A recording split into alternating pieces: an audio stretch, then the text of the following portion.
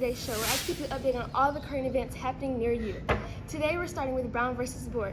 I'm going to hand it over to Jamie here. He's going to tell you all about it. Brown's case and 4 other cases related to the school segregation came before the Supreme Court in 1952. The court combined them to a single case under the name Brown v. Board of Education of Topeka. The head of the NAACP Legal Defense and Educational Fund served as the chief attorney for the plaintiffs. As first, the justices were divided on how to rule on school segregation, with Chief Justice Fred M. Vinson holding the opinion that the Plessy verdict should stand. But in September 1953, before Brown v. Board of Education was to be heard, Vinson died. The President Dwight D. Eisenhower replaced him with Earl Warren, the governor of California. Displaying considerable political skill and determination, the new Chief Justice succeeded in engineering a unanimous verdict against the school segregation the following year.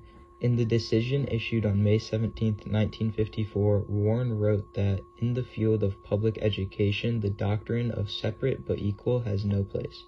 As segregated schools are inherently unequal, as a result, the court ruled that the plaintiffs were being deprived of equal protection of the laws guaranteed by the 14th Amendment. William Levitt and affordable housing. William Levitt revolutionized the way Americans live and guided an age of the suburbs by providing inexpensive housing outside the city.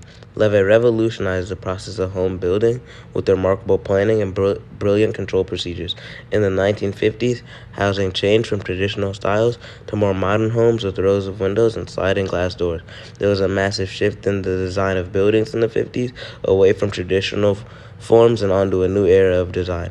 There was a big shift in architecture at the time as well. The 1950s introduced the modernist era of architecture. It focused on minimalist styles that easily celebrated man-made designs while welcoming natural landscapes through walls of glass. Up next, Jeremy Harris with Interstate Highways. The interstate highway system started when the United States government funded the roadways through the Federal Highway Act, which passed in June 1956. The interstate highway system starts in Missouri, and it runs around 45,000 miles long across the U.S. It is very important due to it being a huge transportation route for businesses and citizens. Now sit back and enjoy this quick ad.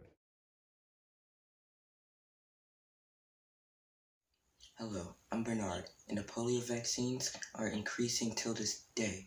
Over 300,000 people got them in the last few months. Come get them now before they're all out. The poliomyelitis can affect your spinal cord.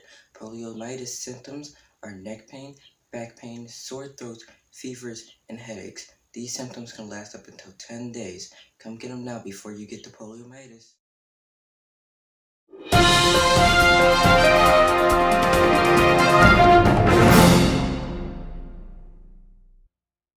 Breaking news, 10 Hollywood-affiliated actresses have been blacklisted for communism.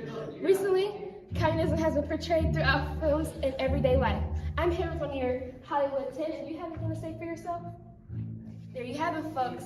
He denies any accusation. We'll be back with more.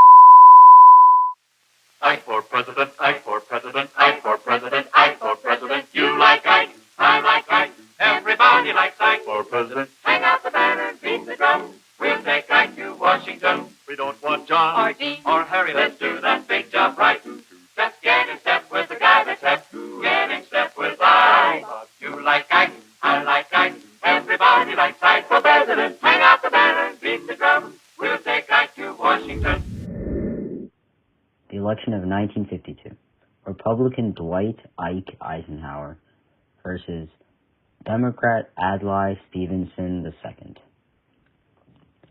Stevenson campaigned for repealing the Taft-Hartley Act, which would have restricted Union power, and advocated for a continuation of policies proposed by Truman and FDR. And finally, he was in favor of continuing the Korean War. Whereas Eisenhower advocated for the Taft-Hartley Act, education, and for the end of the Korean War. The stalemate of the Korean War, the Red Scare, and the increase in McCarthyism hindered the Democratic Party. Therefore, Eisenhower won the election by a landslide, having only lost some southern east states. The public loved Eisenhower due to his heroics during World War II and his friendliness and sincerity to the general public. And that's all, folks. Until next time, thanks for watching.